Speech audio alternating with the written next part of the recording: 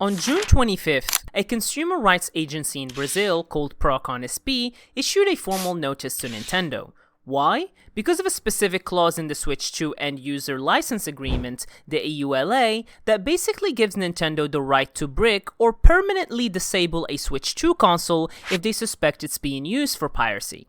Not proof of piracy, just suspicion.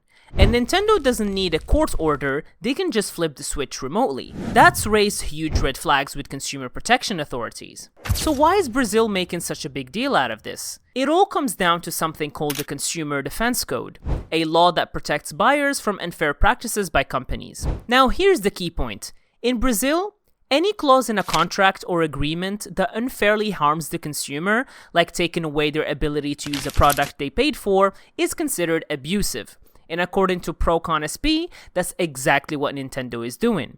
Let's break it down. When you buy a console, like the Switch 2, you're not just buying the hardware, you're entering into a legal agreement when you set it up and click accept on the EULA. Most people don't read it, but buried in that fine print is a clause saying that Nintendo can remotely disable your console if they suspect you of piracy. Not if they prove it, not after a legal process, just suspicion, and no way for you to defend yourself before it happens. Procon SP says this violates the basic rights of consumers, especially in a country where access to gaming is already very expensive. Let's not forget, consoles in Brazil are heavily taxed, often costing double or even triple of what they cost in the US or Japan. So if someone spends their hard-earned money on the Switch 2, only to have it suddenly disabled with no warning, that's a huge deal. And what makes it even worse is that Nintendo doesn't have a physical headquarters in Brazil anymore, which means if something goes wrong, there is no official support center to go to. Consumers are left stranded, and that's exactly why Procon SP is stepping in now. This isn't just about piracy, it's about power. Who gets to decide what happens to your console and what happens if they get it wrong? So what does Nintendo have to say about all of this? Their main argument is pretty straightforward. They want to protect their system from piracy. And to be honest, piracy is a huge problem for gaming companies worldwide, especially in markets like Brazil, where pirated games and hacked consoles have been common for years. The original Nintendo Switch, for instance, was wildly hacked, allowing people to play illegal copies of games, which hurts both Nintendo and the game developers who rely on sales. Nintendo says that by including this clause in the Switch 2 agreement, they can stop piracy more effectively by remotely disabling consoles suspected of being used illegally. This is supposed to protect their business, encourage fair play, and keep the gaming experience safe for everyone. But here's where things get tricky.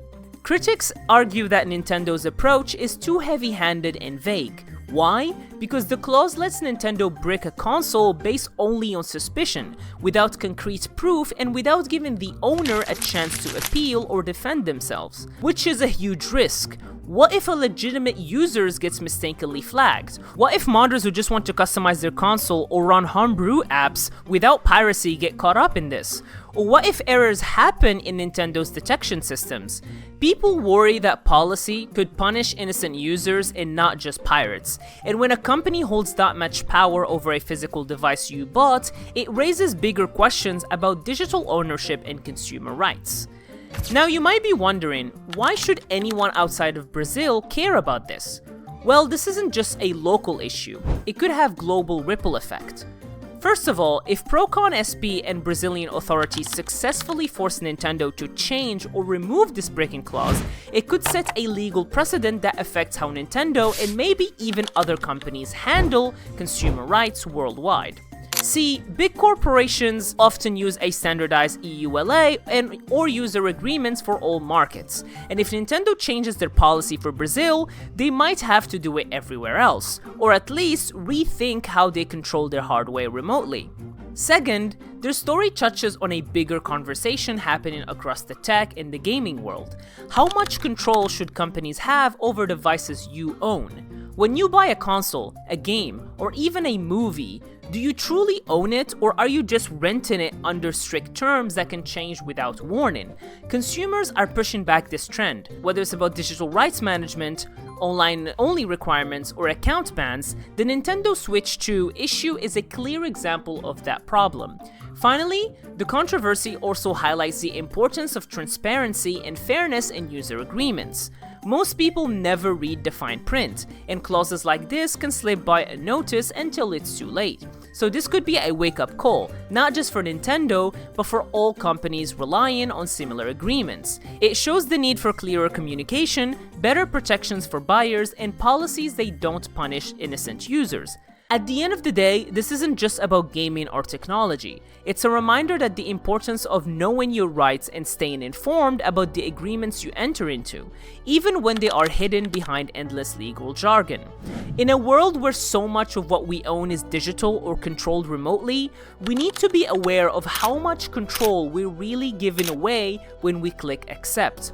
Because ownership isn't just about having something in your hand, it's about having the freedom to use it without the fear of it being taken away unexpectedly. So whether it's your favorite game console, your phone, or even your online accounts, always take a moment to understand what you're agreeing to and never be afraid to stand up for your rights as a consumer. Thank you for watching.